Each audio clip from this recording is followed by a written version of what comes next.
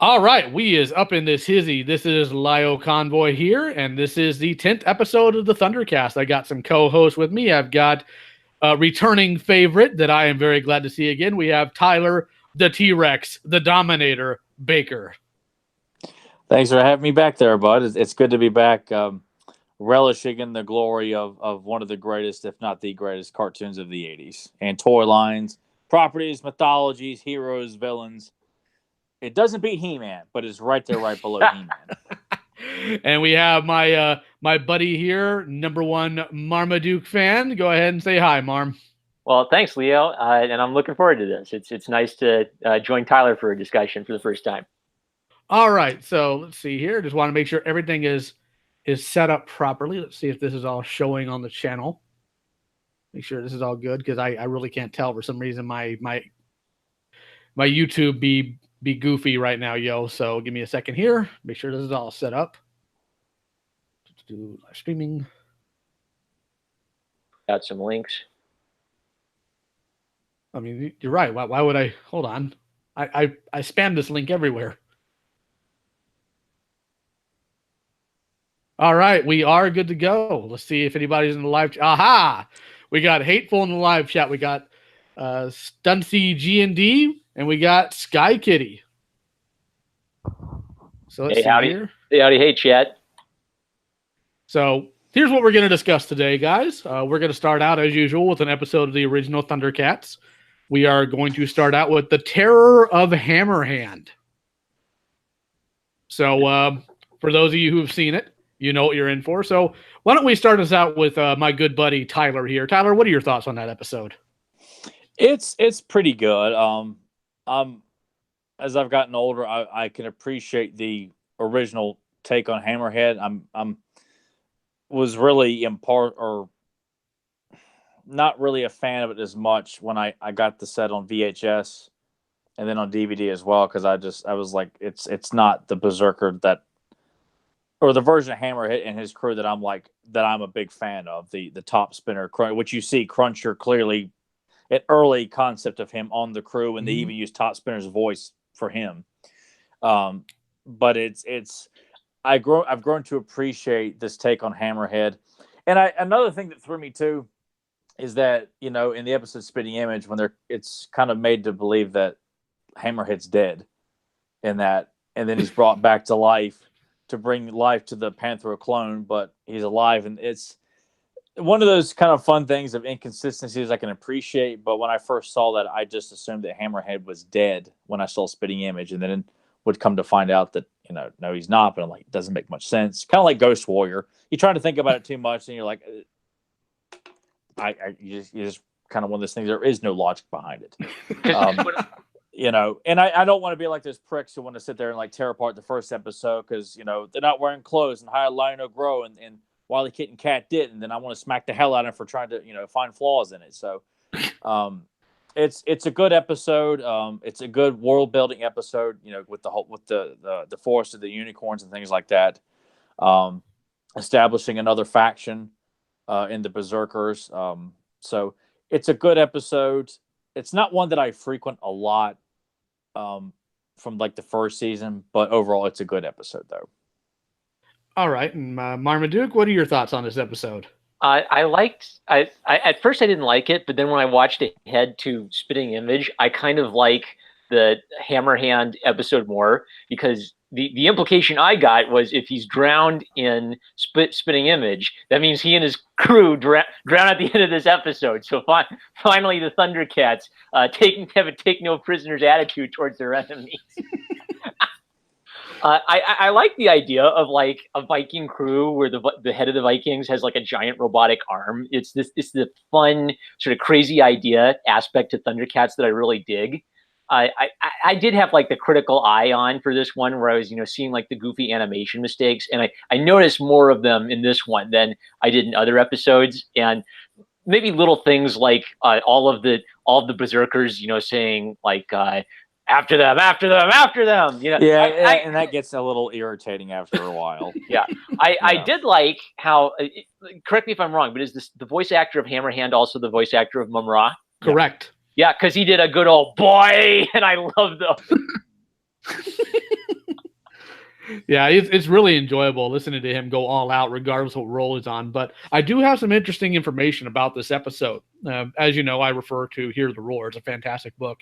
Apparently, since this was early on in ThunderCats production, Pacific Animation Corporation, the Japanese animation studio, was kind of hammered at this time. Wow. By all the work and all the other episodes they were putting a lot of work into. So what they did with this, although it was still directed by Iizuka for it, they actually outsourced it to a different Japanese and also Korean animation studio. That's why the animation looks so much different compared to other episodes.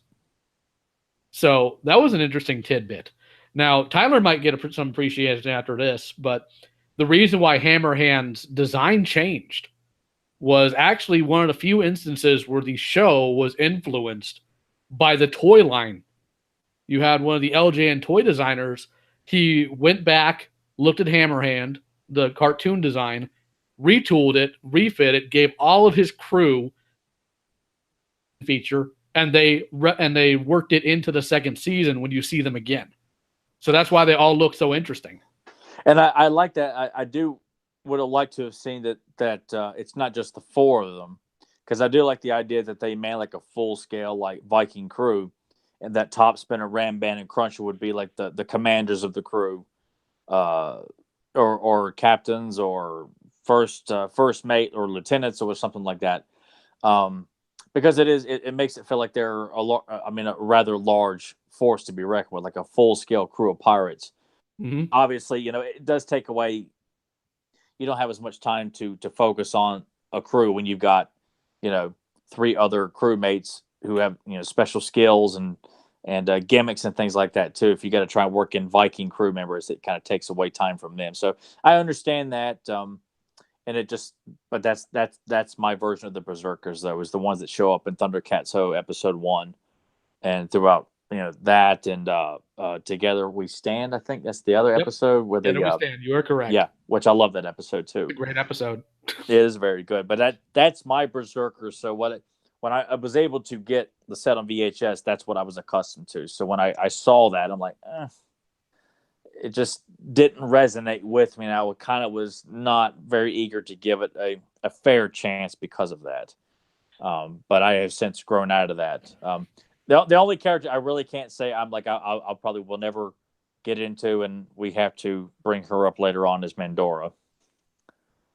You see, we're not gonna talk at length about Mandora, but you know what I would have liked to see with Mandora, honestly, Tyler? I would have loved to have seen Mandora somehow be integrated with the Silverhawks. See, I was going to say the exact same thing tonight, except change her voice, because she looks more like a Silverhawk character. Plus, the ThunderCats don't do a whole lot of outer space stuff anyway. No. I know you got Captain Shiner and Captain Cracker. And, you have a couple of outer space. I mean, at least where they travel through outer space and stuff like that. But to me, the ThunderCats are more of a grounded mythology. Silverhawks clearly is outer space. Mandora is an outer space police officer. And God, I just hate that voice so much. Like I just. we all have that one character, don't we? But I'm usually very all encompassing with these cartoons. Like I try to say that I have a passion for everybody in the cartoon, from He-Man, ThunderCats, Silverhawks, G.I. Joe, Brave Star, Bionic 6. You go on and on. But man, Mandora is just somebody that I cannot. That's a pill I cannot swallow. Like it's a massive horse pill that I just will not go down my throat. I just spit it right back up, and I just I can't accept that character. She just the visual design is kind of eh. And yeah, I've got a couple characters like that too. Mandora is on the fence about that with me, but mine, we actually discussed her last week, or not last week. Her last ThunderCat was Mumm-Ra. And the reason and that's because I feel Mandora and Mumm-Ra, unfortunately, they upset the established balance, because Mumm-Ra's entire thing is, I'm evil, I've ruled over this world for centuries, and then these ThunderCats show up and they ruin everything because they're good and I hate them. Yep. But having a space police force and an entity that's all good existing in the same general area but never showing Mumm-Ra any direct attention bothers. Yeah, I'm a full agreement on that too. the strength of ThunderCats is that they have this wide variety of characters, but then the weakness of it is sometimes you'll have a character that feels so out of place it raises all these questions, like how can these possibly exist in the same universe together? And a lot of cartoons are guilty of that too. Like Silverhawks has done it, He-Man has done it, G.I. Joe has done it. Like in the episode, the Game Master, I think it's his name. That's a off the wall. It's a good idea, but a terrible episode, at least with the villain. And Mandora is a lot like that. Mumm-Ra too. But for the most part, I kind of take in all of the characters of Third Earth, from the Tree Maidens, the Burbles. I'm drawing blanks here on some of the other Vulcans, Wolos. Yes. Both of those. Obviously the Snowman of Hook Mountain. That's my boy. That's a given. And the Tuskas. I mean, all of those characters. I embrace all of those characters. I think they fit perfectly. I like the diversity of various creatures and humanoids and humans and things like that. But man, Mandora, no. I will not accept it, man. It's just such a lame ass character. She just sucks. As far as G.I. Joe goes, we have to be honest. Sergeant Slaughter covers a multitude of sins. No, he doesn't. He does not. What are you talking about? I like his gusto. Lio, you might know this from Hear the Roar, but does Mandora have any shades of Judge Dredd or RoboCop in her, or did they kind of precede some? I haven't looked into Mandora when it comes to. She definitely came before RoboCop, that's for sure. Wow, that's crazy. As far as Judge Dredd but goes, I can't imagine Ed Neumeyer and the other guy like watching ThunderCats. Oh yeah, and just like, oh, this would be great visually for Rob Bottin when he designed the character in the suit, watching an episode of ThunderCats and decided to incorporate Mandora's visual look to RoboCop. Oh God, at least I hope not. Stranger things have happened. Let's be honest here. Yes.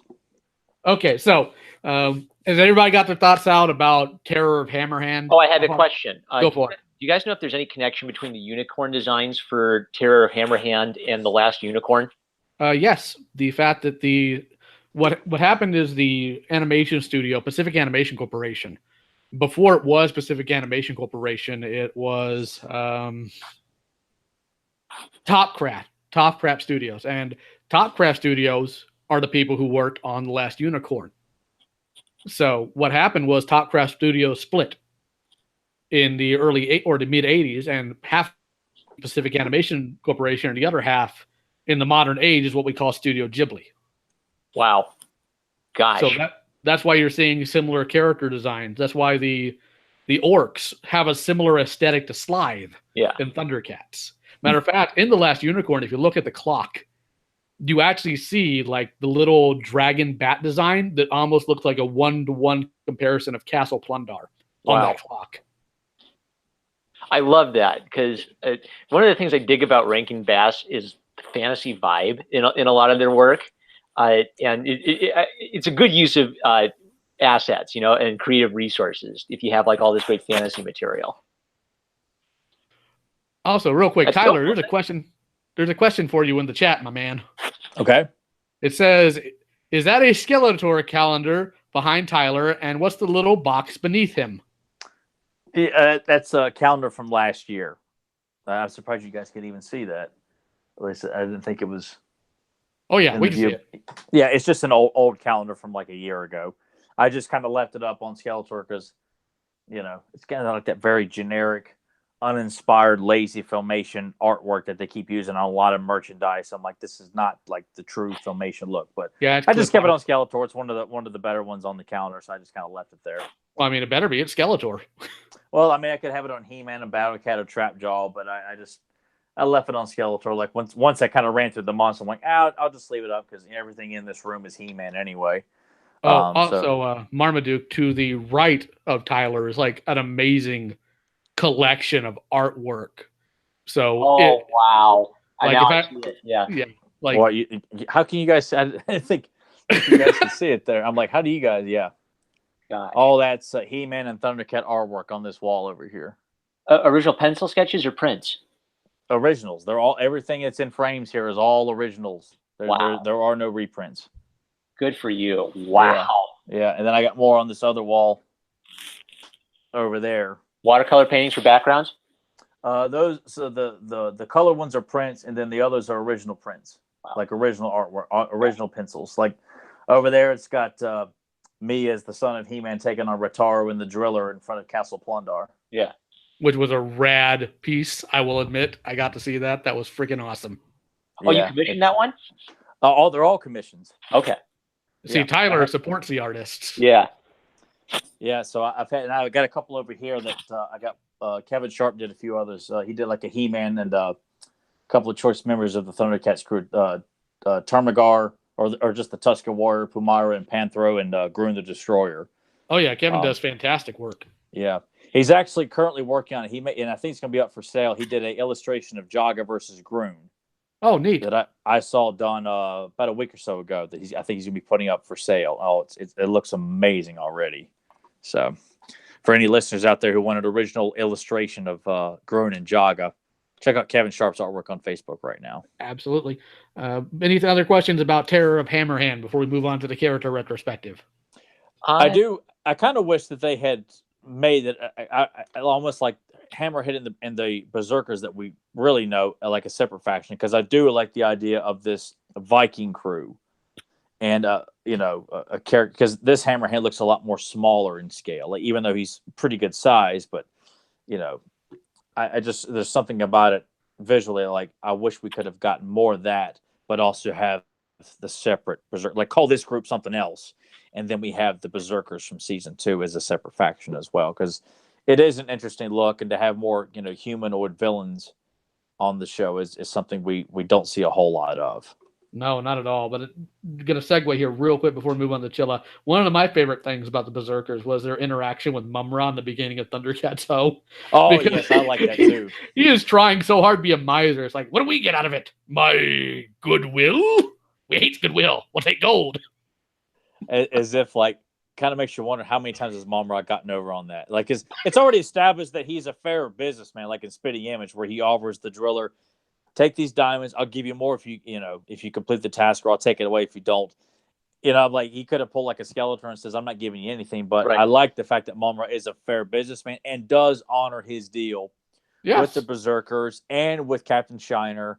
Like, that's an interesting take on Mumm-Ra, that he's evil, but if he wants to acquire assistance when he needs it, he's got to be a fair businessman. And I like that he doesn't double cross the villains. Yep. He values Sorry, go ahead. I was just gonna say he values competence in his minions. Yeah, yes, he does. Matter of fact, that ties in because the funny thing is there's only one time he's ever in a way double crossed the villain, and that was in Monkey and's Bargain. I wasn't a big fan of that episode. Man, he got overall. Monkey paw. I think that was ultimately a giant pun that I think they put in, because Monkey and got monkey pawed. Yeah. Yeah. So sometimes writers just are like, you know what? I had this really good pun, and it's going to take 30 years for some random nerd on the internet to figure it out, but doggone it, it's a good pun. All right, so let's go ahead, before I lose more of my mind, let's go ahead and move into our character retrospective about Chilla. Since Marmaduke here hasn't quite made it to the second season yet, I'm afraid Tyler and I will have to carry some of this weight. So Tyler, why don't you give your thoughts on Chilla first? I had a crush on her when I got the set on VHS. Her and Mumm-Ra both. There was something very fetching about her. Plus, the Lunatics are such an interesting faction of villains anyway, but she always stuck out to me. Ice villains are always fun. Ice characters in general are very cool. No pun intended. But but she's just a very malicious character. I mean, they portray her as just like she is a true member of what it means to be a lunatic. I mean, just very, just pure evil. I mean, the whole group is like when I first I saw them a little bit as a kid. I didn't see as many episodes with the Lunatics as a kid, but God, I just thought they were such pricks as a kid. Like, certain villains would actually get to me, whereas others I would enjoy watching. Like, I enjoyed watching Rotaro and the mutants and Mumm-Ra, but the Lunatics as a kid, I just thought, God, and it's like, these guys are a bunch of douchebags, and to watch them, as an adult, I'm like, oh, that's what I love about them. And Chilla, I mean, she very well could be the leader of the Lunatics, because of just how calculating she is. She's a take no prisoners character, and she enjoys what she does. And that's what makes her a good villain. That's what I love about a lot of these 80s cartoons is that they don't give villains with layers of gray. Like it's either black or white, and there are no redeeming qualities. And they're given such a strong introduction in Mumm-Ra Lives. Like the buildup of who the Lunatics are, and and why they were banished or imprisoned in lava, and just what kind of a threat they are overall. And it's maintained consistently throughout season 2, I think. Oh, absolutely. Yeah. So but she's always stood out as my absolute favorite of the Lunatics. Next would probably be Red Eye. Oh man, Red Eye. But I find Chilla to be an interesting character. Kind of my own personal viewpoint. I see Chilla a little bit more akin in spirit to Evil Lyn, in the sense that she kind of does whatever she wants. Yeah. And even when Luna's barking orders, she half the time gets in her face and argues about it. or she's going at it with Alluro because he's being a prick just on principle.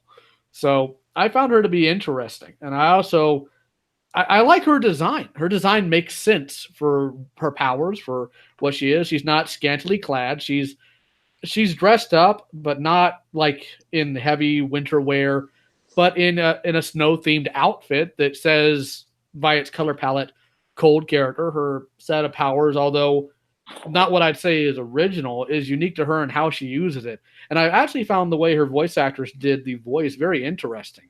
A completely different method. Oh yeah, it definitely has that icy chill tone to her voice, like kind of like how Icer was in He-Man, where that kind of a cold chill, or it just sounds like no, actually Icer's more the cold. Hers is more like a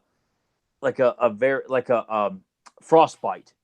That's the way I can kind of describe her voice. It feels like if she's speaking to you, you're being frostbit just by conversing with her, the way she talks. And honestly, in my opinion, I think she's probably the most malicious of the Lunatics. Hands down. I would put her above Red Eye. Alluro, man, yeah, there's something about him. I think and then Tug Mug. I thought was a bit of a punk too, but yeah, I would. Just the mohawk, isn't it? Yeah, it's plus when he comes in and just breaks the sword of omens in half, you're like, what? So, but yeah, I would put her. I really feel like she could, stage a mutiny and take over the Lunatics. Like she's of all the characters, she would be the one to dethrone Luna, and Amok decides to bow down to Chilla, and they decide to listen to her orders. Like I see her as being that kind. I mean, kind of like Evil Lyn, very ambitious. Feels like she should be the one calling the shots. No, it's just when it comes to the other Lunatics, of course, Luna wants to be in charge because. I don't know if the series ever touched on it, but some sort of physical deformity, and that's why she needs a muck to get everywhere. So she wants authority and power. Alluro wants to be able to control people. Red Eye wants to be able to dominate people. Tugmug just wants to be a jerk. But Chilla's just like, you know what? I'm going to freeze a bunch of small animals because I think it's fun. And that's what makes me worry about characters like her. That's what makes me think she's a legitimate threat, because she's got that sadism to her that the other Lunatics don't seem to have. Yeah, where she just enjoys being cold and cruel just for the sake of us. That's what keeps her going, is just being a bitch. So absolutely. So Luna has a plan and an idea and a goal. Chill is just out to be malicious, and that's what makes her a great villain to me. And I actually will get to Luna at some point, but I like the fact that she was, at least in the beginning, certainly a more competent leader than Slythe was. Because when they caught some of the ThunderCats and they're going on about, oh, this is easy, Luna's like, you're all overconfident, you're being dumb, don't underestimate them, what's wrong with you? Yeah, and I like that, but I also like that. That's what makes Slythe, though, is because he is so cocky.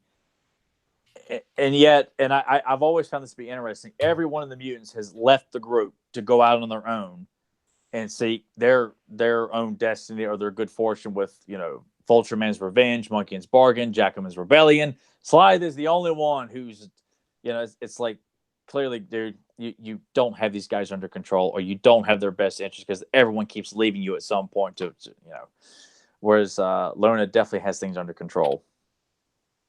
All right, so to close this out, since unfortunately I know, let's go ahead and give Marmaduke a chance, because I know one of the interesting things about the fact that we chose Chilla is we'll be talking about the third issue of Wildstorm's ThunderCats run, where the Lunatics do show up.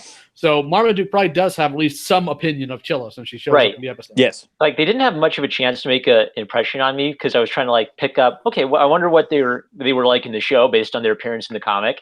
And I got the feeling that they were lying about what happened to them, that they were kind of like trying to say, oh, you bad people, you attacked us. We just wanted to be left alone. I had a feeling that wasn't the whole truth. Chilla does come across as like a very she's the most sophisticated looking one. Like, they all look like real weirdos, and then here's just like this beautiful, powerful looking woman. So it is an odd bunch of guys for them to fight, I think. And speaking to her being like irredemptively evil, I think I really like cartoons that portray that, because I think it kind of has the effect of like introducing a child to the idea of real evil exists. And I like how in the comic, at least, even though the villains try to like paint themselves in a sympathetic light, the heroes just don't have any time for that, and they just defend themselves and they finish the fight, you know. So before we close out here, I'm going to go ahead and read the character listing here in Hear the Roar concerning Chilla, because again, this was compiled by staff on the original show. It says Chilla, able to freeze her opponents at will. The Lunatic Chilla is a dominant force among her colleagues. Gifted with her own vehicle, the Ice Runner, which, you know, we never did get that or her, so I am sad. She is an independent force, often concocting her own plans and balance Luna's leadership. Leonard Starr's Mumm-Ra Lives Part 2 script reveals, quote, Chilla is a female whose body temperature is absolute zero. She can touch and freeze any opponent, and she can freeze opponents with her, or touch and freeze any object, and she can freeze opponents with her vaporous breath. This, in particular, is effective against Lion-O because she can freeze his vocal cords, preventing him from summoning help via the sword, and she can freeze over the Eye of Thundera so that Lion-O cannot use Sight Beyond Sight. She can also generate a heat beam with one hand, which can unfreeze her victims. All her abilities and weapons revolve around her powers to change the temperature of her opponents and their weapons. Having featured in 22 episodes, Chilla is incarcerated alongside her fellow Lunatics aboard the circus train in Bill Overgaard's Cracker's Revenge. Which is not a bad episode either. No, that's a great episode. That's actually one of my favorites. Now, Captain Bragg, on the other hand, is one of those characters that I really couldn't have done without. But I was just like, hey, he's better than Mandora. Well, that bar's on the ground and rusting. But moving on. Okay, let's go ahead and see what's going on in the chat since we got to talking here. Let's see chat. Chat. Aha! Compare the first She-Ra with the 2002 Masters of the Universe. I don't like fights that aren't fair. No, that's not why Tyler. That's not why he said. Aha! Mandora jailed Chilla, so Tyler hates her. No. No, it's just there's nothing redeemable. I blame most of it on Lynn Lipton's like poor voice acting on that character. God Almighty, it's well, she did a lot of voices in that thing. She did, but I just kind of feel like just do Chitara again or something. I just, you know. Yeah, it was weird because at one point Mandora has a weird voice, but then Lynn Lipton tries to pull off a sort of female John Wayne with it in the second season, and it just was really weird. But we need to move on before we start ragging on Mandora again. We'll get to her eventually. We can have fun with that. Well, sometimes destruction can be fun. But anyway, sometimes. Let's move on. Let's move on to the third issue of Wildstorm's ThunderCats. Marmaduke, since you are the big comic guy, let's go ahead and let you lead this one off. Sure thing. Well, it's a pretty straightforward, the bad guys show up and the bad guys fight the good guys story. And then it sets up, it's got a great hook for issue 4. So I still highly recommend this for people. I haven't even read the old ThunderCats comic books yet, but I'm thoroughly enjoying it. And I think they do take a lot of serious, they have serious love and attention to the show that they show in every issue. Francisco Herrera, I knew his art from his run on Spider-Man, and he's one of my favorite Spider-Man artists because I think he just draws so expressively, and in such a unique way. But I didn't think he was the right fit for the ThunderCats, because what's sort of noticeable about him is he's got like these big, broad shapes and a lot of pointed, angular stuff. And I don't think that the ThunderCats look that good when you're seriously off model with them. I think their model is so clean and so solid that you can play with it. Like Ed McGuinness plays with their model a little bit, but he's still so fundamentally consistent with the feel they have. That definitely by far the best of the. Then again, so I did like the artwork and the return as well. But Ed McGuinness like really captures like the beefiness of what you want in your ThunderCats cast, heroes and villains. But the art in this issue, as Marmaduke was saying, I just don't feel like it fits this series. No. And here's one of my gripes, and it's something I'm even touching on because I'm doing a complete and full teardown of the He-Man ThunderCats crossover, not to try to bring Tyler back any more migraines from you. No, I'm not getting back into that Vietnam. So say your piece, and I'll just. I'm tired of artists using a vector for the ThunderCats insignia and just photoshopping it onto characters. Just draw the thing. Yeah. Just draw it. People are going to notice when something looks different. Also, I have to say, I hate it when artists draw Lionel with a furry claw shield. Just stop it. None of that. None of that. It's metal. It's shiny. It's a consistent issue going forward, though, man. Like, when it comes to modern art with Lion-O, whether it be box art or calendars, he's always got a furry claw shield. And I really wish I knew why people thought that. But yeah, I think the lead in at the end was fine. And thankfully, this is, I believe, the only issue with that artist. And we're back to Ed McGuinness next issue. So thank God.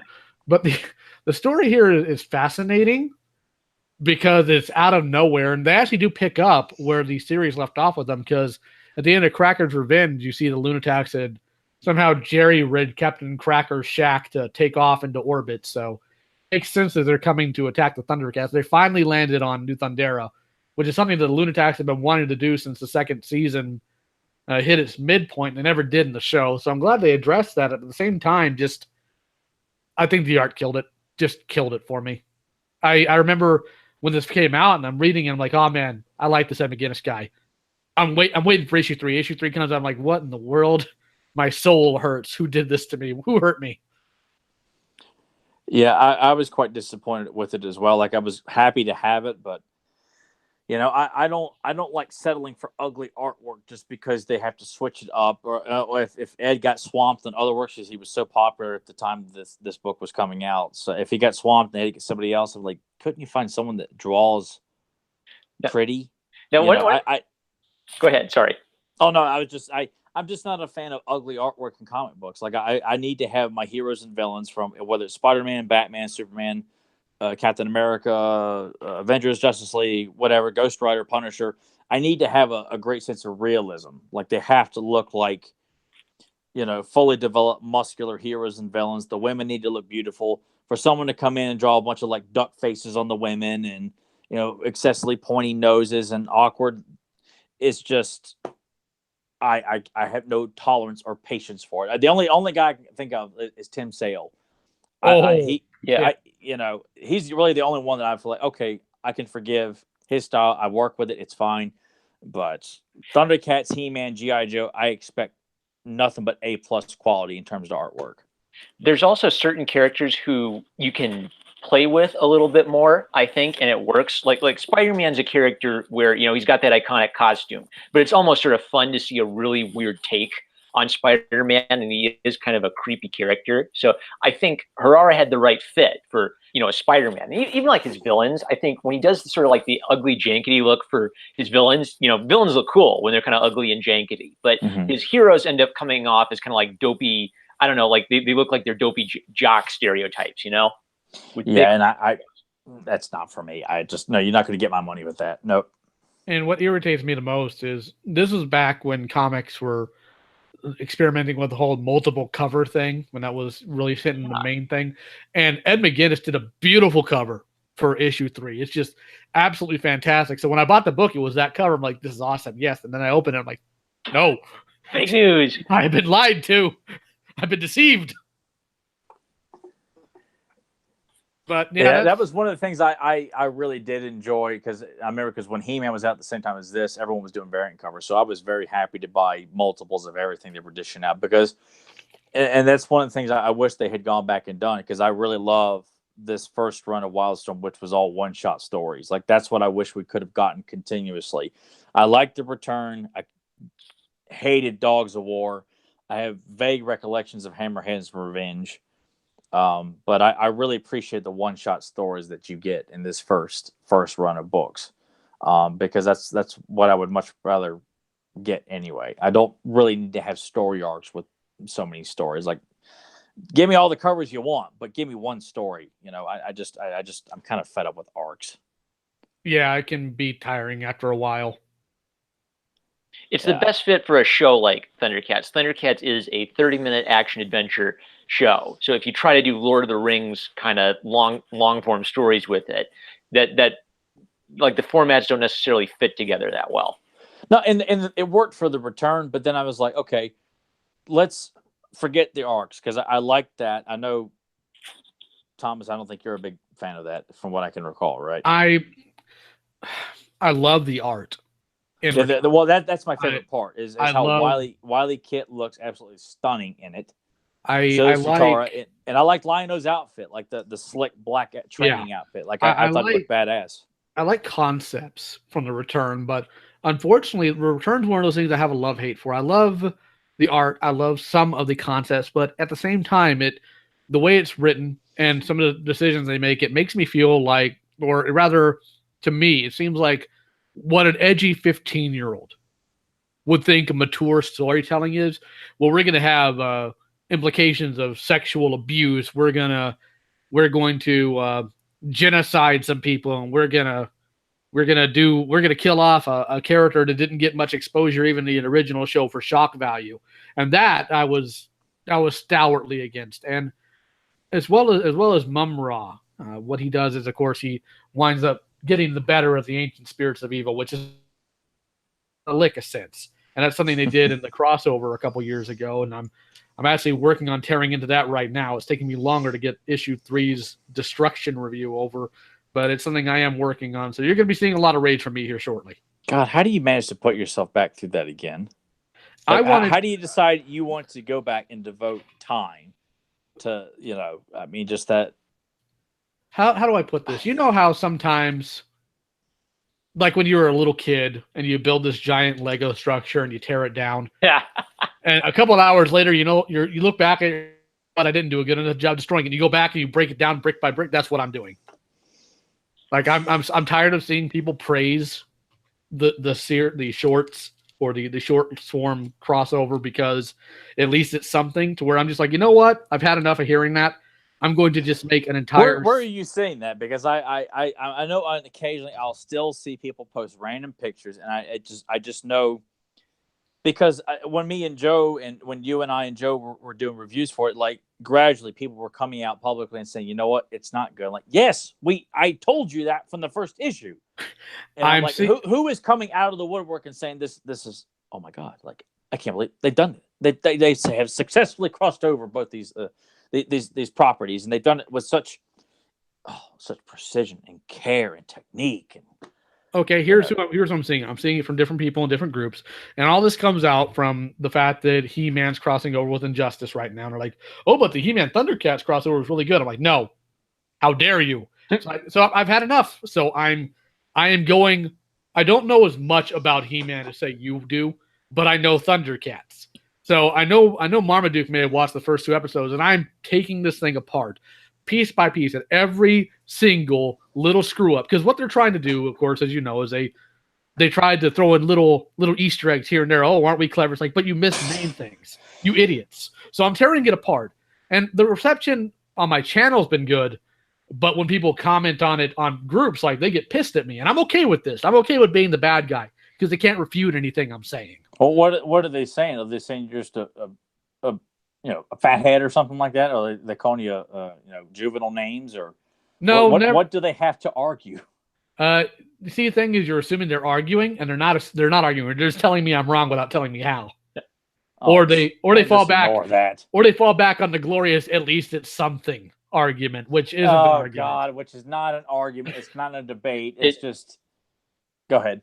It's not a good homage unless it captures what makes the original work. You can do your own spin on something, but you've got to understand what makes the original work, or little in jokes about that. That's Roar's problem. Is it's in jokes about an 80s property for 12-year-olds who haven't seen the 80s property. So how are they going to appreciate, like silly sort of omen jokes, right? You have to capture what makes the original work and then add your original elements to it. So I feel like with all of the books and characters that both DC and Marvel have, and they have something like this that is strictly going to be only aware, to people our age, maybe somewhat younger, why are you trying to dumb it down in hopes that people who have no idea what this book is or who these characters are, you think it's not a very wise thing to do anyway. And I just feel like, well, plus the people who were running had no clue at all about He-Man, about ThunderCats, about proper storytelling. I mean, that was the biggest offender. It's just the fact that they tell just such a sloppy ass story in general, like, and trying to be cute with their Easter eggs and stuff. I'm like, I don't care what you're throwing here. I don't care what kind of, you threw Bionatops in here. Well, I guess that makes everything all right. I don't know. It's just, so yeah, if I keep going down this road, you're going to have me like going right back to that. Well, we're not going to do that. So, also the fact that I decided I was at work, and when I'm at work, I often have to listen to stuff because either I'm driving or I'm in the warehouse. So I'm like, you know what? I'm gonna listen to what some comic book heads, some people in the comic book community that do reviews, had to say about this crossover. And I'm hearing it, and I'm hearing praise, and I'm like, I'm going to destroy every single one of you suckers. So yeah, I just God. But then again, too, if I were to pick up like a Voltron book, I'm not well versed at all in Voltron, and I probably would. But then again, too, I probably wouldn't because I've never been a big fan of the property anyway. I don't know. I would just like to think that if you are all right, Marmaduke, have you read any of those? Of Voltron? Of the He-Man ThunderCats crossover. No, I haven't. Yeah, cause I took a break from Marvel and DC at kind of like towards the beginning of this year to save money. And after hearing Lio, I'm not sure I want to spend money on it. All right, but see now, God, I can't believe I'm even saying this. Strictly because of your background, that you're a big comic book fan, and what Thomas just said here, that comic book fans who aren't aware or very well versed in these properties are praising this.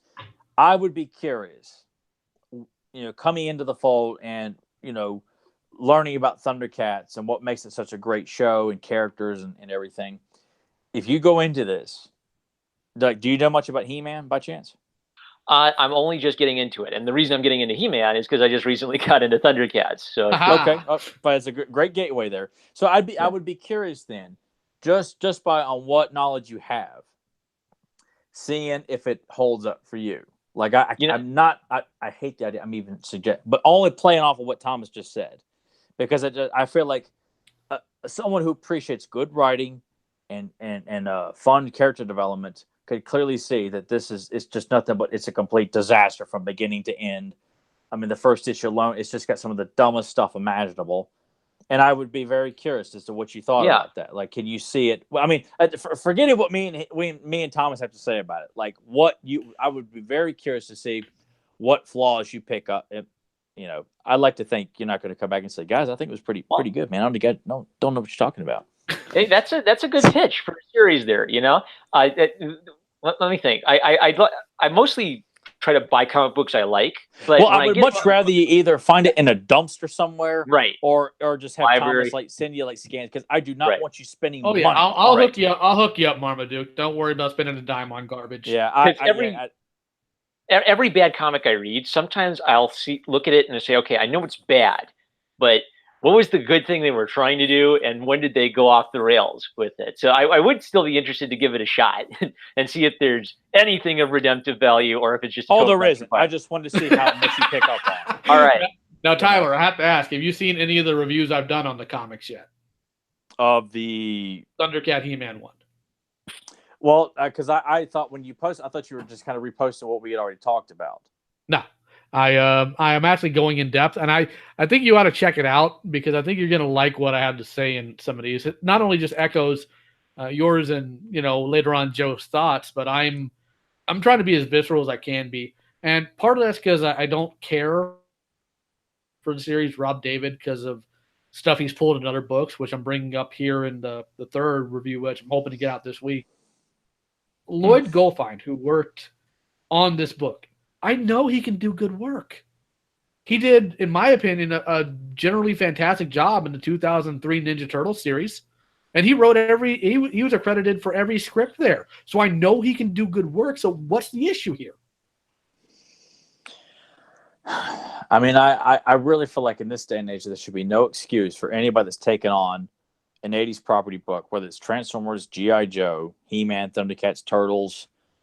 There's so much information out there that if you really want to take a crack at something like that, there should be no excuse why, if you're going to tell a certain story, you need to research these characters. Why are they so popular, but go in depth and not just, I don't know, quick little lazy Google searches and some like idiotic video, some guy on YouTube saying why Skeletor is so quirky and funny. Yeah. Or something like that. It's, that's what I chalk it up to. I don't feel like a lot of these guys are taking the time to, just looking at these characters alone should tell you that these are not characters to be written as jokes or anything less than, the epitome of evil and the epitome of machismo.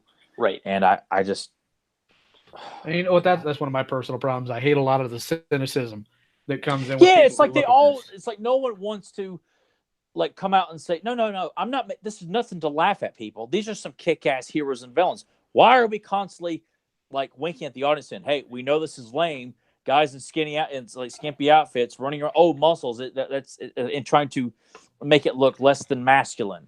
It's like, are they going to do that to Conan? No. So why is He-Man and ThunderCats always made fun of because of they're making fun of what Conan is, the loincloth, the sword, not wearing much clothing, muscles, and yet somehow that's considered lame, uninteresting, goofy, silly, the center of all jokes. They want to feel smarter than everybody else who legitimately enjoys these series from a sense of honesty.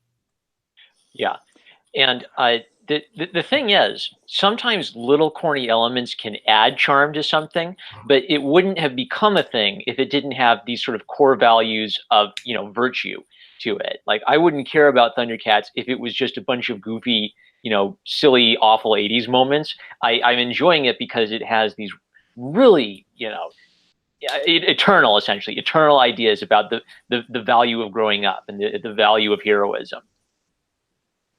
See, I'm glad you get it.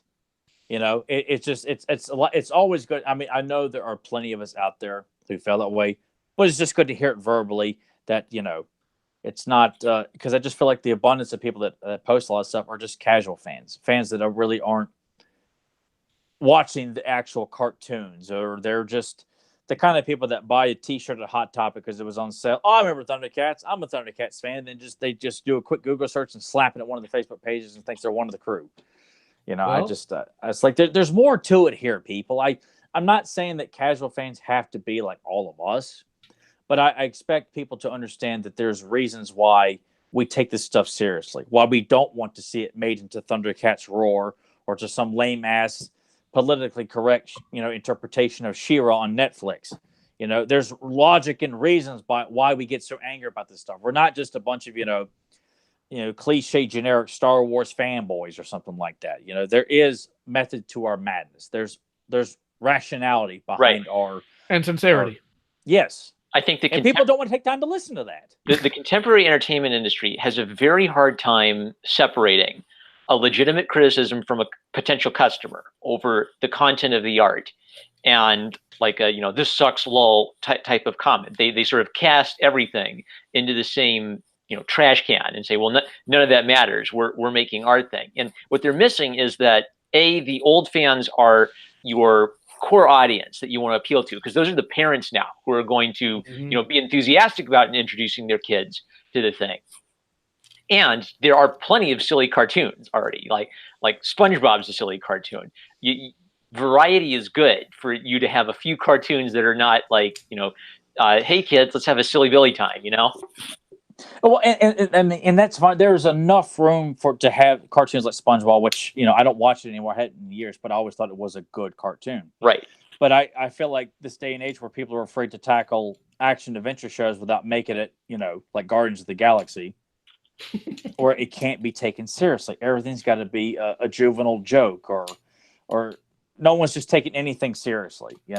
Going the way of the current Marvel movies and stuff like that. I just that's why I'll just say I'm stuck in the 80s like Jim Cornette. Because, well, you know what? They were treated with dignity and respect, and no one's making fun of it and laughing at it. Like you buy the evil, you respect and want to be the heroes, and it's just people. I guess it's all about trying to be who's the next funny guy in entertainment now. Well, that's one of the things. Go ahead. Sorry, didn't mean to I was just going to say that was one of the things that struck me is I listened to this documentary of the creative team behind ThunderCats talking about it, and I just saw that performance from Mumm-Ra and the transformation sequence. I said, that is terrifying. That would have given me nightmares, and it's great.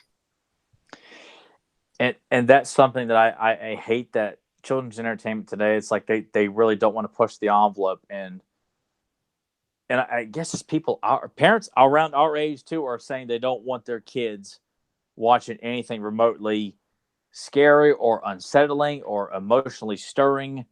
I mean, it's certain episodes of He-Man I did find quite frightening, to be honest.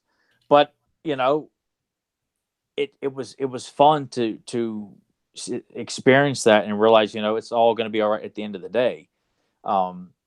Because like Jim Henson said, kids need to experience what fear is like. That's why it's healthy to throw in very scary elements in children's entertainment.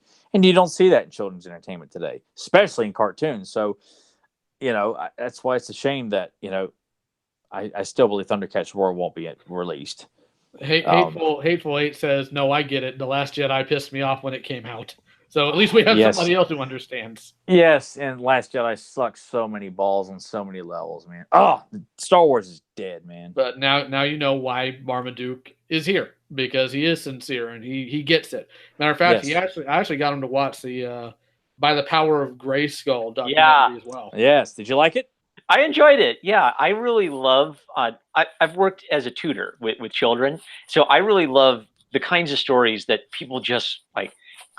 They clearly just came up with this by the seat of their pants, because I think it's sort of like this raw way of storytelling that maybe it like dates back to you sit around the campfire and you just make up the story. Like they clearly were just like looking at Conan the Barbarian, and they just came up with this world and all of this stuff. And then like the back and forth between the toy people and the animation people, I love it. I love getting to get a little window into the minds of people who came up with these commercially successful projects, because I think commercial success doesn't always tell you if something is good, but it's a good hint that if it appeals to a lot of people, usually a good reason for that is it has a quality about it that speaks to people on kind of like a primal level. You can't make something that's just inherently awful popular with little kids. Little kids kind of naturally gravitate towards cool stuff, I think. And I'm glad you saw that instead of watching the toys that made us and their little pissant attempt at telling the behind-the-scenes story of He-Man. Because those morons, let's make fun of everything. We'll make fun of G.I. Joe. We'll make fun of He-Man, and it'll be great. Whereas these guys went out and they made a very... there's a few moments in that documentary where I get emotionally involved, where it was just exciting. You just feel the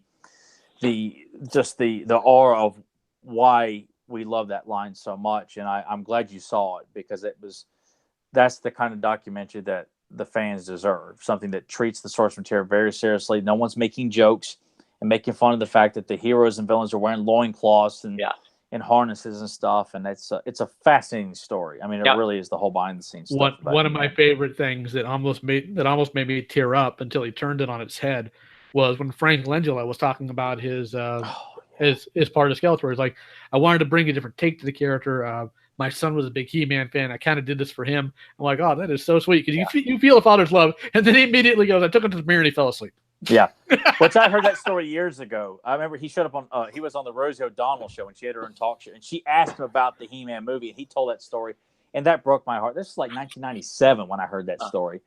Oh my God, I was like, oh, that's terrible. Well, premiere is probably late. Kid was probably tired. Yeah, I guess so. Of course, I'm assuming his kid was probably like 5, 6, 7, 8 years old, which I guess kids back then could fall asleep easily in a movie. You can bet your ass I wouldn't fall asleep. I hope at some point. Again, I have some long-term plans. I'm going to, once I get a little bit more settled in what I'm doing currently, I'm going to take a nice hard look at the current ThunderCats wiki, and I'm probably going to personally gut it and fix it. I want it to have the same level of care and detail that the Transformers wiki has, and here's why. Number one, I think we have the ability to do so. We have more than enough information to fill it out properly. And two, here's the interesting thing. When it comes to writing Transformer comics, almost every single writer will admit to you that they refer to the wiki because of how well sourced it is. Wow. That's why they can, for the most part, make pretty good comics overall.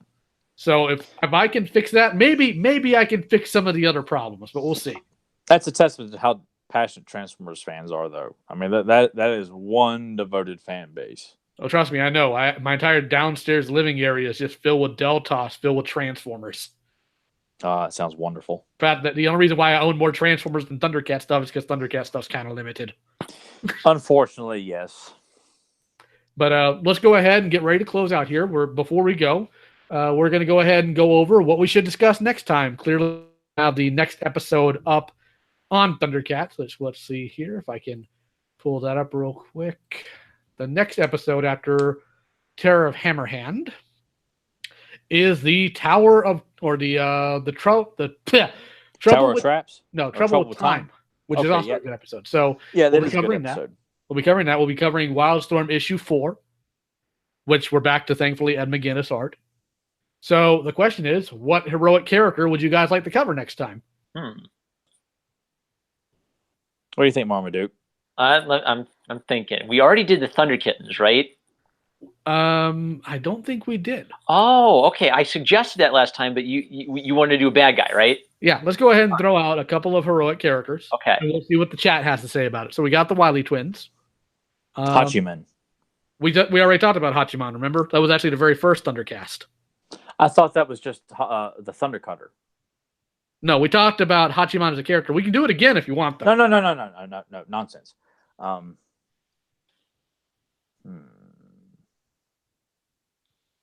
mean, I'm fine with Thunder Kittens if you guys want to do that. Or Willie Walt has a recommendation. He wants us to talk about Panthro. Hey, I started to say that, but I didn't know if you guys had covered that on. We have not. He's my favorite ThunderCat. Hey. Okay, so we're gonna go ahead and cover Panthro. Then we're gonna do it for Willie. We're gonna do it for Tyler, and I love me some Panthro. I'm not gonna lie. So it's actually about what a year since his voice actor passed, I believe. Yes. Really? Yeah. Okay, so we're gonna cover Panthro. We're gonna come back with a lot of Hands that. down, absolute badass. So, is there any other questions or comments from the chat before we close out for tonight? And Tyler and Marmaduke, once we're offline, I'll talk to you guys for a little bit longer. But we've been going for about an hour now, which is about the normal time. So, if there's anything else from the chat, let us know. I'll give you 2 minutes. Well, hopefully you guys this week have been going well. Wait. Oh, I'm lost. Are we answering questions or? I'm waiting for them. I'm waiting for them to ask questions. Okay. I was like, and then he starts asking about how weeks are going. Like, are we off the air or something like that now? Not yet. I'll let you know when we're off the air. Don't worry. Okay, gotcha. Too bad Joe didn't join us again. He must be off fighting his yard again. What did you? Joe is not going to join the podcast. Like he just is not confident in talking about ThunderCats. He just, Aw, wish you would have told me. What do you mean? He told you that from the beginning. He told me he told me what he actually told me was he worried that he was going to drag it down. I'm like, dude, we have you here because you're a fresh eye on this. Yeah, which is what I am technically, Well, I liked the energy he brought too, but if he doesn't want to, that's fine. Well, that's the biggest thing is that he just knows, I guess, in his eyes, like the bare minimum, and just not enough. Like he, doesn't want to feel like he's not contributing a lot to it, and I get why he says it, but I feel like he undersells himself a lot. But he fights a tooth and nail. Yeah, he does undersell it, and I will tell him so later. But now it looks like nobody else has any questions, so we'll see you guys next month for the next episode. We'll go ahead and say our goodbyes. You guys take care. Go ahead and say goodbye, guys. See you guys next month. Thanks for having me on, and see you guys soon. Take it easy, guys.